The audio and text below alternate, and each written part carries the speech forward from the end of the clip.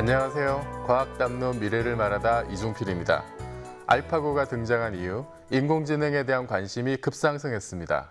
인공지능이라는 말이 이제 시대의 키워드가 되고 있는데요. 인공지능은 인류의 미래에 상상을 초월할 만큼의 엄청난 혁명적 변화를 야기할 것으로 예상됩니다. 인공지능은 과연 어디까지 발전할 수 있을까요?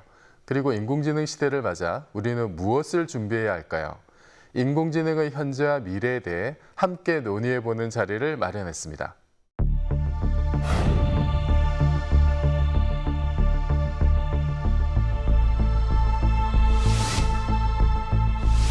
다가 중국어로 뭐야?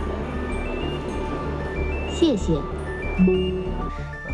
실제로 기술 그 자체로 보면 최근의 인공지능 기술은 다 공개된 기술을 사용하고 있거든요.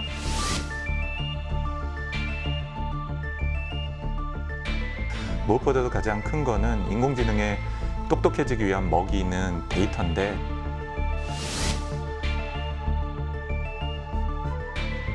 어떻게든 이거를 따라갈 수 있게끔 집중적인 투자가 필요하지 않을까.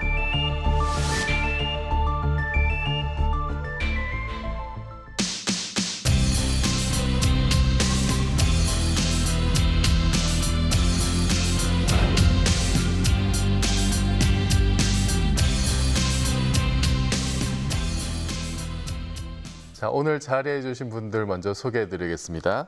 한국전자통신연구원 지능정보연구본부의 박상규 본부장님 나오셨습니다. 안녕하세요. 네, 반갑습니다. 그리고 솔트룩스의 이경일 대표님 나오셨습니다. 반갑습니다. 네. 그리고 연세대 컴퓨터과학과의 조성배 교수님 나오셨습니다. 안녕하세요. 네, 안녕하세요. 네. 저희가 이렇게 그 세 분 패널을 모신 건 처음입니다. 그만큼 인공지능 이슈가 굉장히 또 뜨거운 이슈라서 그런 것 같은데요. 그 인공지능이 최근 한 10여 년 정도 기간 동안에 엄청나게 그 급상승을 한 분야라고 이제 제가 알고 있거든요. 이게 뭐 특별한 이유가 있나요? 어떻습니까? 글쎄 뭐 인공지능 분야 자체도 열심히 노력을 해서 새로운 기술들도 많이 발전해 온 것 같긴 한데요. 사실은 이게 꼭 인공지능 분야뿐만이 아니고 전반적으로 디지털 트랜스포메이션이라고 하지 않습니까? 네. 만물이 이렇게 디지털화되면서 발전 속도가 굉장히 가속화되고 있다라고 하는 뭐 그런 부분에 일정 부분은 기인하고 있지 않나 싶습니다. 근데 그 인공지능 분야만 좀 이렇게 국한해서 보자면은 뭐 그 딥러닝이라든지 뭐 기계학습이라든지 이런 쪽에서의 그 최근의 어떤 급성장 이것이 큰 기여를 했다라고들 말을 많이 하는데 일반인들이 이야기에는 이제 뭐 기계학습이니 뭐 딥러닝이니 이런 거 사실 이야기가 좀 어렵거든요. 인공지능이 사실 거의 뭐 컴퓨터와 역사를 같이 한다고 할 수 있을 정도로 오래된 그런 학문 분야인데 한 두 번의 부침을 겪다가 말씀하신 대로 한 10년 전 정도부터 이제 서서히 이번 세 번째 어떤 그 기대를 모으고 있는 건데 그렇게 된 큰 이유 중에 하나가 딥러닝이라고 이제 볼 수 있습니다. 딥러닝은 한마디로 이야기하면은 인공지능이 뭔가를 데이터를 가지고 학습을 하는데 그 학습을 하는 방법에 새로운 어떤 알고리즘이 나타났다. 그동안 기계 학습이라고 해서 여러 가지 방법이 있었는데 그 중에 한 방법이 인간의 뇌, 그 뉴런이나 시냅스의 그 활동하는 그 방법을 흉내내는 뉴럴 네트워크라는 그런 방법이 있었습니다. 근데 그게 여러 가지 문제 때문에 한계가 있었는데 한 10여 년 전에 그 뉴럴넷을 좀 더 개선시키는 그 안에 뭐 좀 다른 이야기를 하면 레이어를 여러 개 두는 그 딥하게 두는 그런 알고리즘이 나와서 딥러닝이라 하고 그게 나오면서 여러 가지 어떤 새로운 돌파구가 열리게 되고 그러면서 최근에 인공지능의 어떤 세 번째 붐이 나오게 됐다 이렇게 말씀드릴 수가 있죠. 지금 이제 세 번째 붐. 네.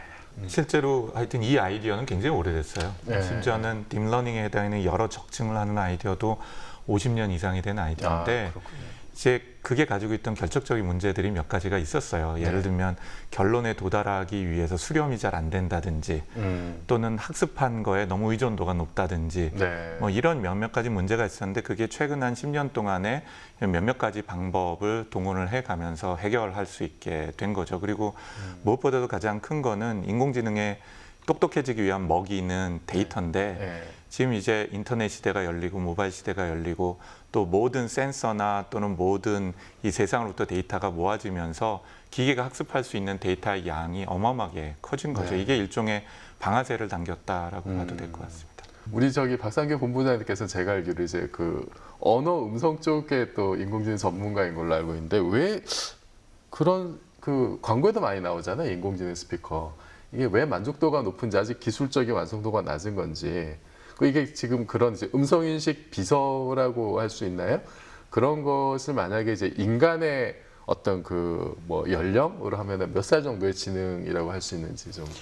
그거를 이제 소위 이거 AI 스피커가 요즘 아주 붐인데 전 세계적으로 이 AI 스피커를 어떤 목적으로 우리가 활용하느냐에 따라서 만족도가 좀 달라질 것 같습니다. 사실은 AI 스피커의 만족도가 떨어지는 뭐 이유가 몇 가지 있는데 우선은 인식을 잘 못하는 그 음성 인식을 정확히 못하는 그런 게 있고, 그다음 음성 인식을 했어도 그게 이제 그 문장으로 만들어졌을 때 그 문장의 뜻을 정확하게 이해 못하는 그런 파트가 있을 거고, 그걸 이해했어도 그걸 해결하기 위해는 뒷단에 있는 지식이 없었어.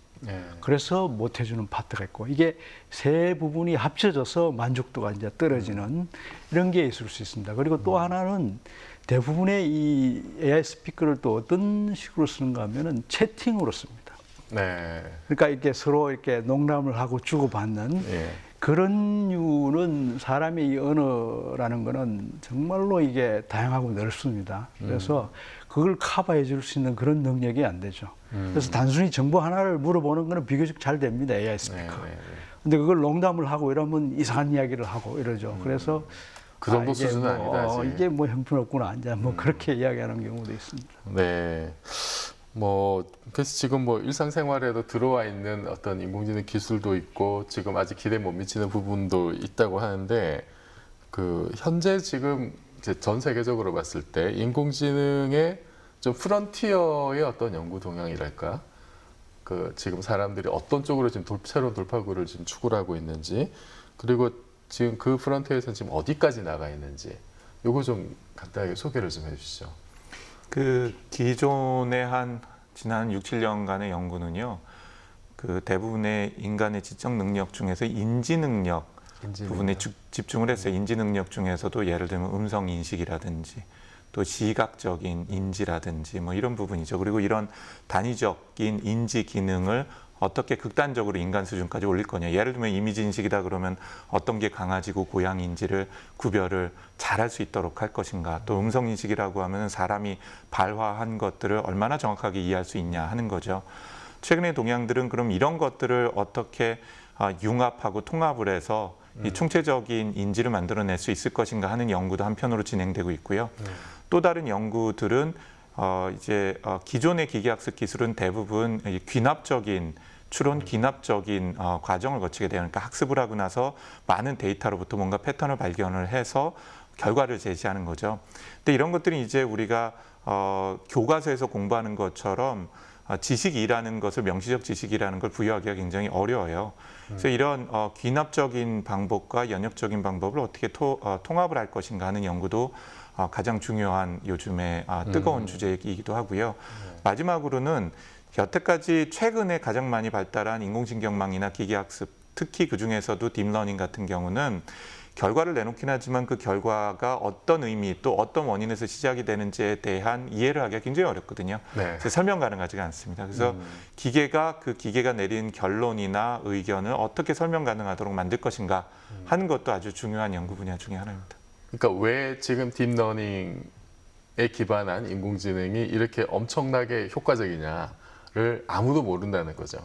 그 전체 구조나 그 메커니즘은 아는데 개별적으로 어떨 때는 굉장히 잘 되다 어떨 때는 갑자기 안 되거든요. 그러니까 그런 원인이 근본적으로 어디에 있느냐 하는 것을 사실은 통찰력을 가지고 수학적 모델로 뽑아내거나 또 이해하기가 점점 힘들어지고 있다는 거죠. 아마 조성배 교수님께서 그 부분에 그래서 지금 말씀하신 것 같은 게 지금 최첨단 인공지능 분야에서 연구되고 있는 분야로 저도 알고 있는데요. 제 입장에서 지금 최첨단에서 하고 있는 연구 성공했던 이유 뭐 이런 걸 생각해 보면 결국 규모의 문제를 해결한 게 아닌가라는 생각이 듭니다. 뭐 IBM 왓슨도 그랬고 알파고도 그랬고 사실 사용한 방법 자체는 대부분 뭐 30년 전, 40년 전부터 다 얘기되던 거고 또 일부는 작은 문제에서 실현돼서 그 성능을 어느 정도 입증했던 그런 방법인데요. 실제로 대단히 커다란 문제에서는 거의 성공한 적이 없고 시도한 적도 없었습니다. 여러 가지 이유에서 기술적인 문제도 있었지만 뭐 데이터, 컴퓨팅 환경 뭐 이런 것들이 받쳐주지 못한 부분이 있었는데요. 최근에 뭐 주로 이제 요즘에 미국이랑 중국 쪽이 인공지능에 굉장히 첨단해서 여러 가지 연구 결과를 내고 있는데 대부분은 스케일러빌리티라 그러죠. 대규모 상황에서 그런 식의 방법이 작동하는 걸 보여주기도 하고 또 그런 방법을 새로 만들기도 하고 그러고 있다고 보입니다. 네. 제가 하나 또 궁금한 게 그 우리가 이제 인공의 뭔가를 만들 때 뭐 비행기를 보면은 이제 흔히 하는 얘기가 비행기가 새처럼 날지는 않지만 새보다 더 잘 날잖아요. 그럼 인공지능도 지금 이제 그 인간의 신경망을 모방했다고 하는데 꼭 그럴 필요가 있을까? 완전히 다른 방식으로 해서 훨씬 더 뭐 설명 가능한 방법으로 더 나은 성과도 낼 수 있지 않을까 이런 상상도 하게 되는데 그런 뭐 새로운 어떤 그 이런 쪽의 연구는 좀 진행이 되고 있지 않나요? 예, 뭐 대표적으로 크게 한 두세 가지 정도로 볼 수 있는 것 같아요. 현재 우리가 인공지능이라고 얘기하자면 그 인공지능을 만들고 작동하는 시스템은 전부 다 폰노이만 방식이라 그래서 네. 이제 70년 전, 80년 전에 만들어진 기술에 기반을 하고 있어요. 그러니까 메모리랑 CPU라는 게 분리되고 또 그걸 통해서 연산하는 구조인 거죠. 이제 이거를 극복하고자 하기 위해서 인간의 뇌하고 유사한 물리적 구조 자체를 뇌처럼 만들기 위한 뉴로모픽 칩 같은 것은 계산하는 방식이나 연산하는 방식이 현재 우리가 하고 있는 방식하고 전혀 다르게 적용할 수 있게 보여지고요. 그 다음에 또 다른 방식은 뭐 퀀텀 컴퓨팅 관련된 겁니다. 양자 컴퓨터죠. 네. 그래서 양자 컴퓨터 같은 경우가 가장 많이 적용될 수 있는 분야가 바로 이 인공지능 분야하고 암호학 관련된 분야를 네. 볼 수 있고 이거는 문제를 푸는 방식이 완전히 다른 방식으로 완전히 문제를 다르죠. 해결하는 거죠. 예. 네, 알겠습니다. 근데 그 인공지능 지금 이제 그 말씀하신 게 이제 개별적인 어떤 그 인지 능력이 많이 향상이 되었고 사실 얼굴 인식은 인간보다 뭐 더 나은 경우도 있다고 제가 들었는데 그런 것이 지금 이제 통합돼 가는 과정이다. 그러면은 이 인공지능이 조만간 어떤 뭐 감정을 가지거나 자의식을 가지거나 이런 단계까지 가지 않을까요?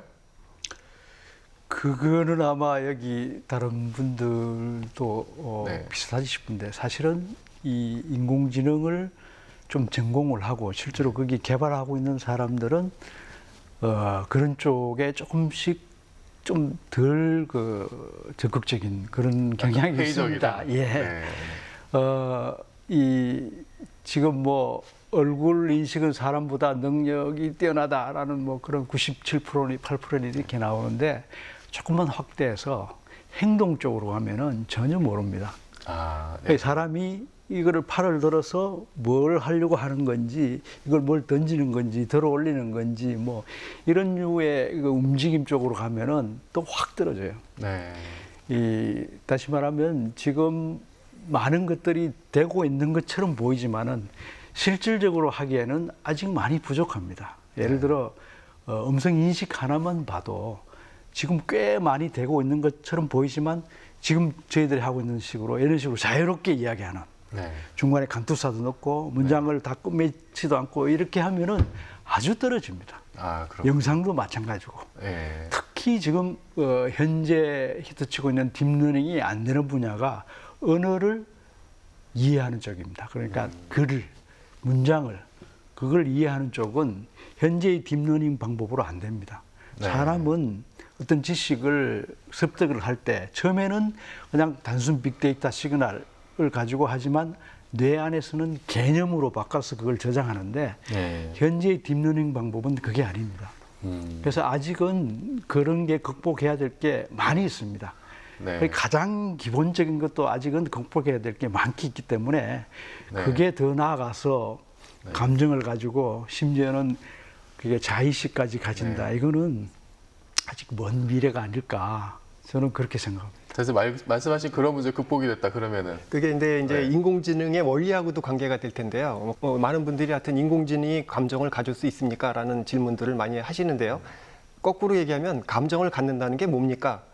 라고 이렇게 물어보면 사실 딱 부러지게 대답을 못 하실 것 같아요. 여러 가지 학설도 있고 이론도 있고 하지만 이제 만드는 입장에서 그런 감정을 갖는 걸 만든다 하면 이제 막막합니다. 그래서 좀 전에 본부장님 말씀하신 것처럼 이런저런 방법으로 시도를 하고 있는데요.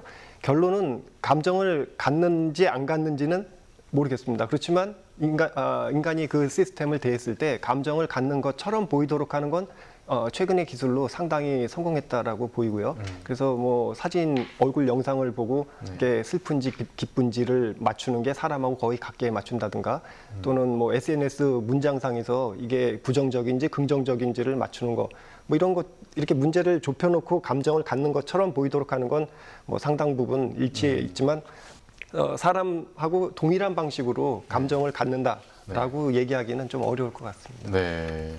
그 사실 그 사람의 감정이나 자의식이 뭔지를 잘 몰라서 생기는 문제도 있을 것 같아요.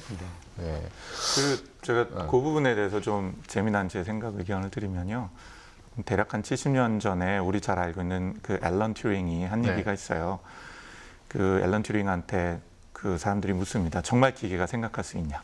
네. 그런데 앨런 튜링이 한 답은 기계는 우리랑 다르게 생겼기 때문에 우리랑 다른 방식으로 생각을 한다라는 거죠. 제가 제 아내를 만난 지가 25년이 됐는데 여태까지 살아오면서 여성이란 존재를 이해하는 건 너무 어려운 것 같거든요.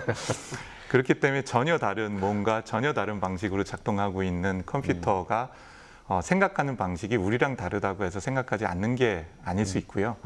또는 우리랑 다른 방식으로 어쩌면은 감정이라는 것, 우리 인간의 감정은 아니지만 그들의 감정을 갖도록 하는 방법이 지금은 아니고 향후 뭐 10년, 20년 아니지만 그게 또 가능할 수도 있지 않을까 하는 이제 상상은 해볼 수 있죠. 근데 인간의 감정은 뇌에서 뇌에 있는 전기신호뿐만 아니라 이제 화학적인 결합을 통해서 만들어지잖아요. 뭐 호르몬의 작용, 호르몬 작용이라든지 기타 등등 이 감정의 기복 문제나 또 이런 감정은 또 사회적인 그 결과물이죠. 한 존재가 아니라 다수의 존재가 있을 때 그 감정이 교감이 되면서 이제 사회적인 생존성을 높여주게 만드는데요.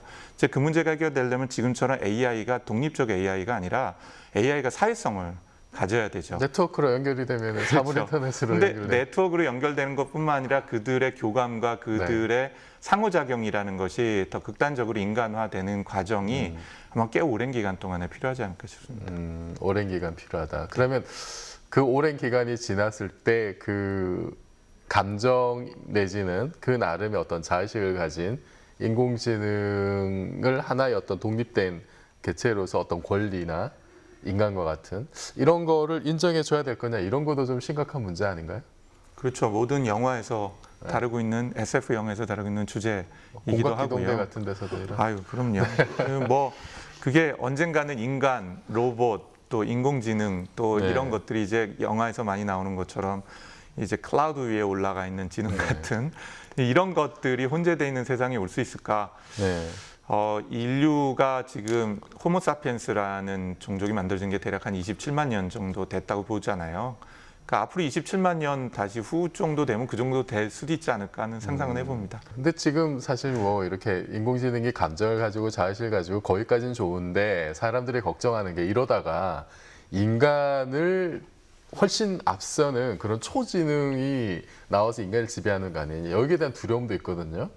박상규 본부장님 어떻게 생각하십니까? 관련해서 제가 간단한 수치를 하나 좀 말씀을 드리면은 뭐 이거는 저도 이제 어디서 보고 적어온 건데 이 꿀벌의 뉴런 개수가 한 100만 개, 시냅스가 10억 개 정도 된답니다. 근데 그 알파고 그때 이세돌을 이겼던 이세돌 그때가 이런 식으로 바꾸면은 뉴런이 한 1000만 개. 시냅스가 한 10억 개 이렇게 정도 된답니다. 근데 실제로 우리 인간의 뇌를 분석해 보면은 뉴런이 1000억 개, 시냅스는 뭐 사람에 따라 다른데 100조 내지 1000조. 거의 오더가 10,000배 이상 차이 납니다. 사실은 이런 부분이 모여서 할 수 있는 그런 능력은 엄청나게 차이 나죠. 그러니까 지금 현재 인간이 가지고 있는 이런 거는 일단 하드웨어적으로만 봐도 상대도 안 되게 아주 부족합니다. 더군다나 또 특히 우리가 고려해야 될 거는 알파고 쪽을 그 DS 서버를 스포트하기 위해서 전기가 거의 뭐 원자력 발전기 하나가 사용됐다. 거의 뭐 백만 킬로와트 이런 정도죠. 근데 전력 소모가 많았다고 예, 하죠. 우리 인간은 30와트 정도랍니다. 그러니까 이것만 비교해도 아직 차원이 다른 문제가 아니냐. 그래서 이게 뭐 슈퍼 인텔리전스가 나와서 인간보다 뛰어난 그런 인공지능 기술이 발전돼서 인간과 경쟁하고 이런 이유는 저는 아직은 멀었다고 봅니다. 네, 아직은 멀었다. 예. 네. 그 초지능이 사실 뭐 등장하지는 않았습니다만 이미 지금 우리 사회가 인공지능의 어떤 출현으로 인해서 조금씩 바뀌고 있고 앞으로 더 많이 바뀌게 될 텐데요. 우리가 이제 이런 그 인공지능에 의한 사회 변화에 어떻게 대비를 해야 될지 잠시 후에 더 자세하게 이야기를 나눠보겠습니다.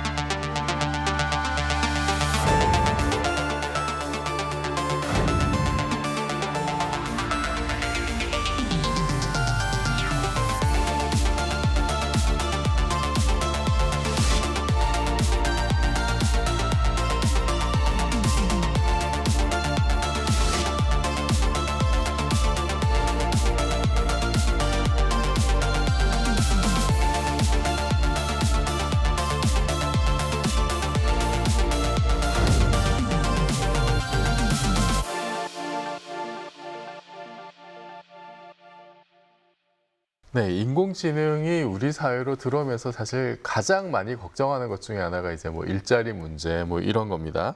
근데 일자리 말고도 우리가 상상하지 못했던 어떤 그런 현상들이 또 일어날 수도 있을 텐데요. 인공지능이 우리 사회에 미치는 어떤 영향과 변화상 전문가로서 이제 어떻게 예상을 하시는지. 요즘 이제 이 문제하고 가장 연관돼서 언론에 나온 것 중에 하나가 그 줄여서 이제 페이크 러닝이라고 하는데, 페이크 러닝. 예, 이 딥러닝 기술을 이용해서 가짜 컨텐츠를 만드는. 네. 그 뭐 보셨겠지만은 동영상을 그렇죠. 예, 네, 우리- 가짜 뉴스를 막 만들어내고. 예, 오바마 연설하는 네네네. 그 동영상이 소리뿐만 아니라 동영상이 가짜로 만들어지고 개인이라는 그런 기술을 이용해서 만드는데 이 부분은 분명히 앞으로 더 많이 나올 거라고 보입니다. 예. 그래서 과거에는 지금까지는 동영상이 있으면 아 이거는 진짜다 이렇게 생각했는데 앞으로는 그것도 이제 가짜가 네. 되겠죠. 그래서 이거로 인해서 생기는 여러 가지 사회적인 문제 이게 아주 클 것 같고 이거를 방어해내는 그런 기술도 필요하고 네. 이런 걸 포함해서 전체적으로 세이프 AI라고 해서 뭐 안전하고 믿을 수 있는 그런 인공지능 네. 이런 말들이 나오고 이런 쪽 연구가 이제 시작되고 있습니다. 네. 그래서 이런 가짜를 찾아내는 것뿐만 아니라 인공지능 자신이 뭔가 디시전을 내려서 결정을 할 때에 어떤 방향성을 주고 어떤 한계를 줄 수 있는 그런 기술 혹은 외부의 인터랙션을 통해서 새로운 데이터가 들어왔을 때 원래 본연의 그 AI의 어떤 목적을 방해하는 것은 차단할 수 있는 그런 기술 네. 이런 거를 전체적으로 이제 세이프 AI라고 하는데 네. 이런 쪽이 최근에 많이 이야기되고 있습니다.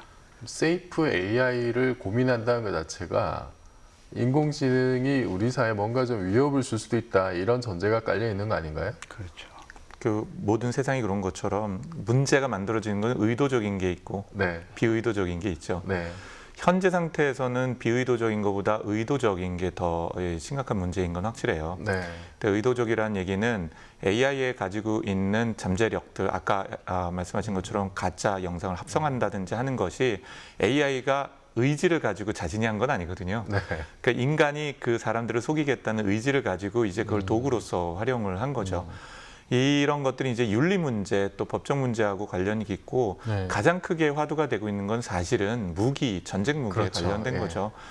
전쟁 무기에 관련된 건 이미지 인식이라든지 또는 뭐 자동으로 그 뭐 무기를 사용할 수 있고 특정한 인물을 타겟팅을 한다든지 하는 거는 굉장히 냉정하게 얘기해서 지금 기술로도 기계가 뭐 지능이 고도로 발달하거나 혹은 인지 능력을 가지고 있거나 또는 슈퍼 인텔리전스이거나 이런 거하고 전혀 상관없이 얼굴 인식하는 것, 또 상황 판단하는 것 이런 몇몇 가지 것들을 결합함으로써 가능하죠. 최근에 네. 그 베네수엘라였나요? 드론을 이용한 어떤 네, 테러도 맞습니다. 있었고, 그죠? 네. 네.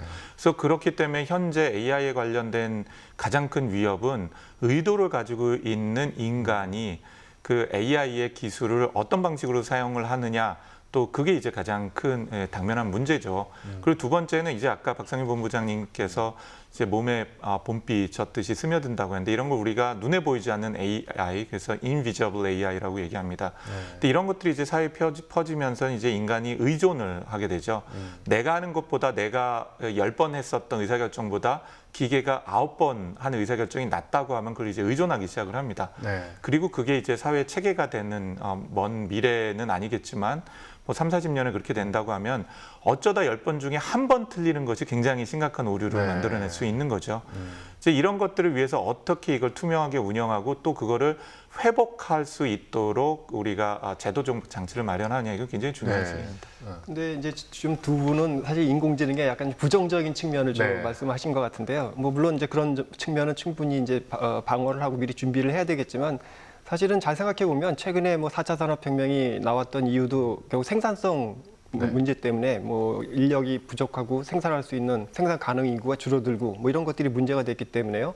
어쩔 수 없이 인공지능이라는 그런 자동화된 도구를 이용해서 생산성 향상을 하는데 분명히 써서 긍정적인 부분도 있을 것 같고요. 또 사회적으로도 보면 최근에 뭐 사회 문제들이 많잖아요. 네. 뭐 소외감도 느끼고孤独감도 느끼고 그래서 여러 가지 사회적인 병폐들이 많이 이루어지고 있고요.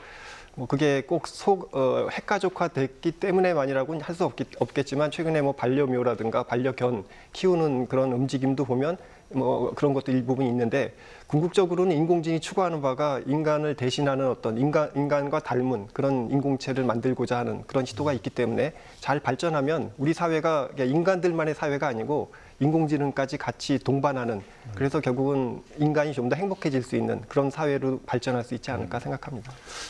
사실 우리나라 사람들이 제일 좀 불만스러운 것 중에 하나가 이제 의료하고 좀 법률 관련된 거 빨리 인공지능이 바꿔줬으면 좋겠다라는 의견들을 많이 내는 걸 들었는데 실제 그 판사님들도 법원에서도 이제 인공지능 시대에 대한 대비를 한다고 하더라고요. 그러면 과연 인공지능이 이렇게 그 판결을 내리고 아니면 어떤 병원에서 진단을 해서 어떤 시술을 결정을 하고 그랬을 때 뭐 10번 중에 한 번 그렇게 이제 뭐 오류가 나왔다. 이거를 우리가 지금 받아들일 수 있을 거냐.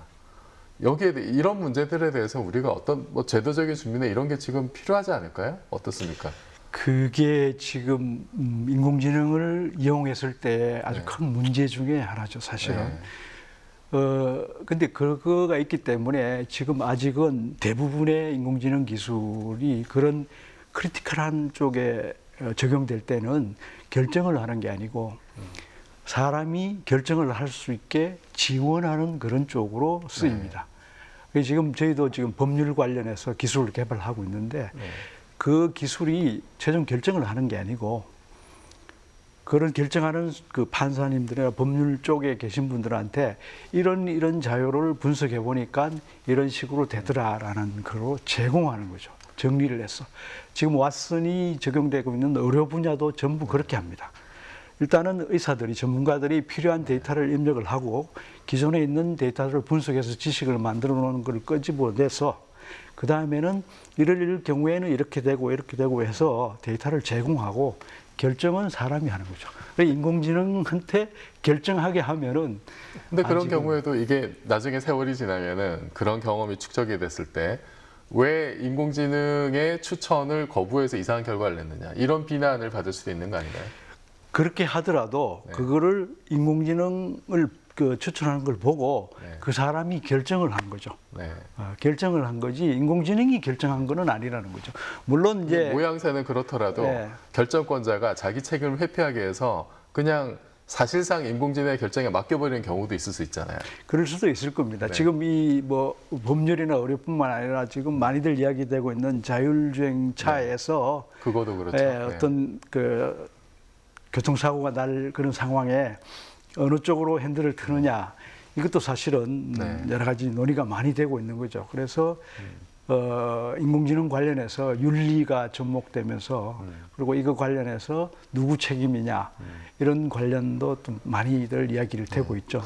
그러니까 지금 윤리, 인공지능 관련된 윤리는 지금 우리가 상상하지 못했던 여러 가지 일들이 지금 생길 수 있기 때문에 미리 좀 이렇게 뭐 대비를 하는 게 어려운 면도 있겠습니다만 그래도 이게 너무 뒤처지지 않게 좀 사전에 뭔가 좀 작업은 필요하다는 느낌이 좀 들거든요. 그리고 그 헨리 키신저 같은 경우는 인공지능이 제2의 핵무기다 뭐 이제 이런 얘기까지 하면서 어떤 국제적인 어떤 그 어떤 규범 내지는 뭐 제어 이런 그 얘기까지 나오고 있는데 어떻습니까? 이런 게 필요할까요? 그런 움직임이 이미 있습니다. 사실 인공지능이 현재 기술만 놓고 보면 뭐 그렇게 위험하다고 할 수 없는데요. 결국 인공지능이 다루는 기술이나 그 분야가 결국 발전했을 때 여러 가지 인간의 문제를 일으키기 때문에 이제 그런 걸 주의하고 있고요. 사실 작년 초에 이미 그 아실로마라는 그 미국 캘리포니아의 휴양지인데요. 아실로마에서 여러 인공지능 관련되는 인사들이 모여서 AI 원칙이라는 걸 서로 이렇게 공표하고 서로 동의를 했는데요. 뭐 23가지 원칙을 만들어서 인공지능을 개발하는 사람, 사용하는 사람, 또 그걸 집행하는 어떤 법 관련되는 사람들이 어떤 자세로 임해야 되는지 뭐 이런 것들을 윤리 규범으로 이렇게 만들어 놓은 경우도 있고요. 아직은 좀 먼 미래라고 생각되긴 하지만 뭐 충분히 그런 식의 준비를 해서 뭐 책임 소재라든가 앞으로 인공지능을 개발하는 사람은 어떤 식으로 해야 될지 같은 걸 좀 정비해야 될 필요가 있다고 봅니다. 네. 그 관련해서 좀 잠깐 부연 설명을 드리면요. 말씀하신 것처럼 뭐 윤리의 문제, 또 인간이 기계한테 의존을 하게 되는 의존의 문제, 또 그런 것들을 통제 가능한 형태로 만들 수 있냐 하는 것은 물론 가이드라인이나 법규나 뭐 또는 시스템이나 이런 것들 갖추는 게 중요하기도 한데 궁극적으로는 그게 사회에 받아들여질 수 있냐 없냐 하는 것은 사회적 합의가 필요한 거죠. 네. 예를 들자면 지금 자동차가 아주 완벽하기 때문에 길거리를 다니는 건 아니거든요. 최근에 뭐 외제차 같은 경우는 계속 불나고 있잖아요. 그리고 또 사고가 나고 기계가 사람을 치는 거는 예전에 마차나 인력거가 사람 치는 것하고는 굉장히 다른 양상이죠. 네. 근데 이런 것들이 결국은 사회적 비용과 사회적 경제적 그 효과 또는 가치들 이 궁극적으로 그게 가지고 있는 위험을 넘어서는 순간에 사회적으로 그걸 수용할 수 있는 사회적 합의가 만들어지게 되죠. 그 과정에서 보험이라는 것도 만들어지게 되고 교통사고로 사망하는 것에 관련된 것이 교통을 빠르게 함으로써 생산성과 편익을 증가하는 것보다도 이제 감내해질 수 있다는 사회적 합의가 만들어지는 시기가 아마 부문적으로 만들어지지 않을까 싶은 생각이 듭니다. 아니 우리나라도 이제는 이제 그런 고민을 해야 될 때인 것 같고 알게 모르게 인공지능이 이제 스며들고 있잖아요. 그리고 우리나라 인공지능의 어떤 기술적인 수준 이게 어느 정도인지는 제가 잘 모르겠습니다만 그 오늘 나오신 분이 이렇게 정출연 분도 계시고 업계 분도 계시고 이제 학교에 계신 분도 계시니까 그 우리나라 지금 인공지능의 기술적인 수준이 어느 정도고 그리고 이것을 좀 더 그 매끄럽게 사회와 조화를 이룰 수 있도록 하기 위해서 지금 우리는 어느 정도로 지금 사회적인 준비가 되고 있는지 어떤 게 좀 필요한지 좀 얘기를 해봤으면 좋겠어요. 최근에 제가 인공지능 관련 국제학술대회에 다녀온 바가 있습니다. 스웨덴에서 열린 그 이즈카이라는 그런 국제학술대회인데 거기 채택된 논문이 700여 편입니다. 그런데 그 중에 반 정도 350여 편이 중국 쪽이었어요. 네.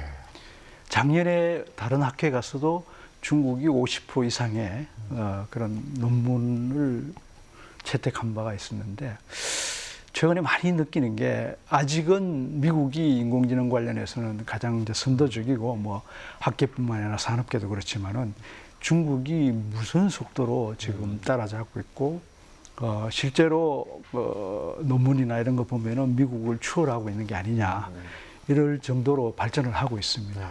그리고 투자도 최근에 들은 바로는 중국이 연 뭐 6조, 7조 이렇게 인공지능 분야만 투자를 하고 있습니다.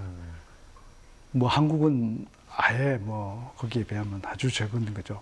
몇백억, 몇천억 이 정도. 그렇죠. 몇천억 정도인데 그래서 그런 그 단순한 수치로 비교하면은 우리가 뭐 현재 수준도 그렇고 앞으로도 상당히 어려운 분야가 아니냐 이런 느낌도 있습니다. 그래서 어떤 우리나라는 우리나라 나름대로 어떤 특정 분야별로 포커싱을 해서 이 경쟁에 이겨나갈 수 있는 그런 정책이 필요하지 않을까 이렇게 생각을 합니다. 기술적인 사실은 상대적 차이를 본다면 그게 기술의 깊이 문제도 있겠고 또 기술의 깊이라 그러면 원천 기술에 관련되어 있는 연구나 투자 부분이겠죠. 또 기술의 넓이 분야도 있을 거예요. 그거는 그 기술을 어떻게 활용을 하고 또 어떤 혁신에 기여를 하냐 하는 부분인데 이제 한국은 그 모든 두 가지 분야에 있어서 굉장히 큰 도전에 직면해 있는 건 사실이죠. 사실은 어렵다는 말씀이죠. 어렵죠. 그 인공지능이라는 것이 똑똑한 한 명이 천재가 나와서 해결할 수 있는 것처럼 보이지만 사실은 막대한 비용과 그다음에 대단히 많은 인재들 그리고 대규모의 데이터 이 세 가지를 다 필요로 합니다. 그러니까 이 세 가지를 다 가지고 있는 국가 차원에서 곳은 아마도 현재는 미국과 중국 그리고 미래는 인도 같은 곳들이라고 보이시거든요. 그러니까 그런 곳들하고 대등하게 경쟁을 하기는 사실은 굉장히 쉽지 않고 전략적으로 협력하거나 요소적으로 경쟁할 방법을 찾아내지 않으면 사실은 AI라는 분야 자체로 봤을 때는 대한민국이 가지고 있는 미래가 굉장히 쉽지 않다고 저는 생각을 합니다. 근데 뭐 사실 그 좀 전에 질문하신 것처럼 도대체 우리나라가 세계에서 인공지능 분야에 얼마 정도 어느 정도의 실력을 갖고 있는지 또 순위가 얼마인지 다 궁금해하시는 것 같아요. 네, 두 분 말씀하신 것처럼 사실은 좀 딸리는 건 분명하고요. 근데 그 딸리는 게 가장 큰 건 인력인 것 같습니다. 인력 지난 20여 년 동안 사실은 인공지능 쪽 분야에 투자도 적었고, 그러니까 연구하는 사람들도 좀 줄고요. 그래서 배출되는 학생들도 상당히 적었고요. 그래서 지금 당장 갑자기 여러 기업에서 인공지능 쪽에 인력이 필요하다고 뭐 학교 쪽에 사람을 보내라고 하는데 막상 준비된 학생들은 없고 이제 그런 인력의 미스매치가 가장 큰 것 같고요. 이제 그런 면에서 우리는 어떻게 해야 될까 생각해 보면 사실 기술적인 측면만 놓고 보면 물론 기술의 양이라든가 끌고 나가는 건 미국이나 중국이 분명히 양적으로 충분히 많이 지원이 되고 있으니까 끌고 가는 거 분명한데 실제로 기술 그 자체로 보면 최근에 인공지능 기술은 다 공개된 기술을 사용하고 있거든요. 뭐 구글이 됐든 또 중국 바이두가 됐든 그들이 쓰는 기술이 전혀 우리가 생각할 수 없는 새로운 기술을 시도하고 있는 건 아닙니다. 이제 그런 면에서는 우리가 잘할 수 있는 분야에 조금 더 집중해서 그게 뭐 우리가 잘할 수 있는 게 일단 제조업도 우리는 갖고 있고 또 골고루 좀 잘하고 있는 부분이 있는 것 같은데 그런 걸 좀 아울러서 우리가 잘할 수 있는 분야에 인력도 키우고 또 선택과 집중을 통해서 해보면 뭐 전혀 넘사벽이라고 생각되지는 않습니다. 네.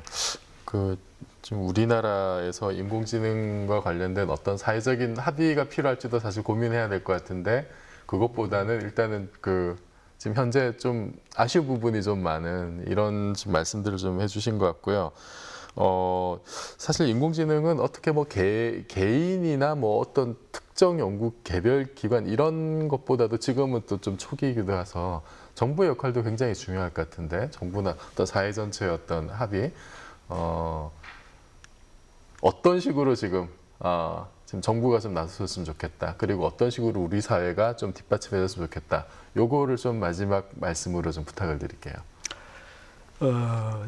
저는 그렇습니다. 인공지능은 이 특징이 승자 독식을 하는 그런 분야다 이렇게 보이고 옛날 이 제조업에서 디지털 사회로 오고 소프트웨어 산업이 발달할 때 소프트웨어 산업도 승자 독식이다라고 이야기했는데 그보다도 인공지능은 더 승자 독식의 산업이 될 수가 있습니다. 왜냐하면 인공지능은 기술뿐만 아니고 데이터도 아주 중요하고 특히 사용자가 사용하면서 만들어지는 로그 데이터가 쌓였을 때 인공지능의 그 어떤 수준이 급격히 발전하는 그런 게 있어서 기존 시장을 한번 지배한 사람이 독점하기가 아주 좋은 그런 분야입니다.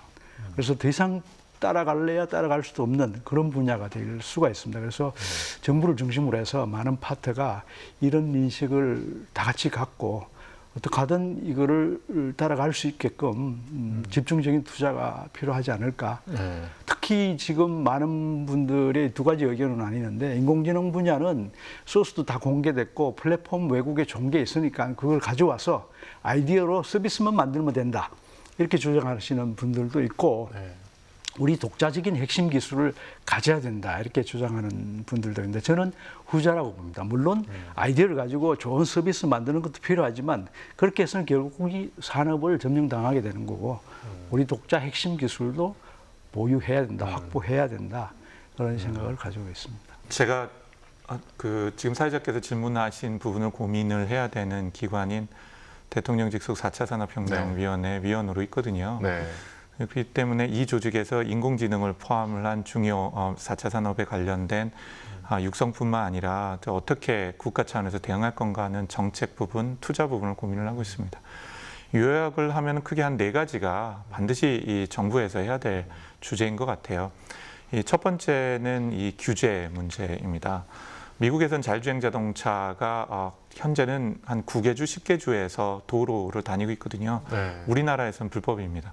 아, 그래요? 예, 불법이고요. 그렇기 때문에 실질적으로 경험해보고 또 현실 세계에서 데이터를 수집하지 않으면 발전하는 데 한계가 있겠죠. 이거 외에도 뭐 예를 들자면은 뭐 원격 진료를 포함을 한 또 우리나라에서는 사실은 이 소셜이라고 들어가 있는 많은 것들, 예를 들면 자동차 공유라든지 뭐 쉐어드에 대한 여러 가지 것들이 여전히 많이 불법적 요소가 있죠. 근데 이런 혁신적인 새로운 비즈니스 모델을 확보하기 위한 정부의 역할이 중요하다고 보여지고요. 두 번째는 조동배 교수님 이미 말씀하신 것처럼 인재 문제에 해당이 되는 게 굉장히 중요합니다. 양으로 승부를 중국하고 미국하고 하기는 어려울 것 같아요. 양이 어려우니까 말씀하신 것처럼 선택과 집중뿐만 아니라 진로 승부를 하기 위한 이제 노력이 필요하겠고 여기는 이제 대학이나 대학원 같은 분들뿐만 아니라 현재 기존 우리 그 세대 또는 현업에 있는 분들이 새롭게 경력을 쌓고 새로운 스킬셋을 확보하기 위한 또한 고민 지원 같은 것도 대단히 중요하다고 판단이 됩니다. 세 번째는 결국은 인공지능 알고리즘에 관련된 연구는 개별 기관이나 연구기관들의 노력이라면 데이터에 해당이 되는 거는 미국이나 중국과 다르게 우리나라의 경제 규모로 각각의 연구기관, 각각의 기업이 독립적으로 데이터를 구축하고 활용한다는 건 대단히 어렵죠. 그리고 중국 투자이고요. 근데 이런 데이터에 관련된 건 일종의 아마도 우리나라 발전기의 경부고속도로와 같은 형태의 인프라가 될 수가 있죠. 이런 데이터를 포함한 인프라에 관련된 거는 사실은 개별 기업이나 연구기관이 아니라 정부 쪽에서 지원을 해야 되는 대단히 중요한 이 기반, 산업적 기반이 되리라고 보여집니다. 마지막은 결국은 이제 마중물에 해당이 된 거라고 보여집니다. 산업이 발전을 하려면은 정부의 역할이 중요하고 특히 우리나라에서는 작고 수출 주도의 국가이기 때문에 정부가 어떤 산업에 어떤 기여를 하고 어떤 R&D 투자에 관련된 것들을 지원하냐에 따라서 그 산업의 미래가 큰 성패가 갈라지게 되죠. 충분한 마중물을 제공을 함으로써 실제로 열심히 펌프질을 하고 있는 산업 연구계에 있는 사람들이 보람을 느낄 수 있도록 하는 과정이 산학연관이 협력을 해야 되는 주제. 이것도 굉장히 중요한 정부의 역할이라고 생각합니다. 네, 4가지 말씀해 주셨는데 다 하나같이 참 중요한 포인트인 것 같아요. 네, 조성배 교수님. 이 대표님이 뭐 완벽하게 정리를 하셔서 제가 더 이상 뭐 덧붙일 말씀이 별로 없는데요. 뭐 같은 의견인데 조금 역할을 나눴으면 좋겠다는 생각이 있습니다. 최근에 사실은 연구하는 사람 입장에서는 감당하기 어려울 만큼 정부라든가 기업에서 대규모 대대적인 어떤 인공지능에 대한 투자가 있는 거는 분명한 것 같거든요. 근데 사실은 정부 입장에서 잘할 수 있는 일하고 기업이 잘할 일, 또 뭐 학교나 대학, 연구기관이 잘할 일에 조금 역할 분담을 하면 좋겠는데요.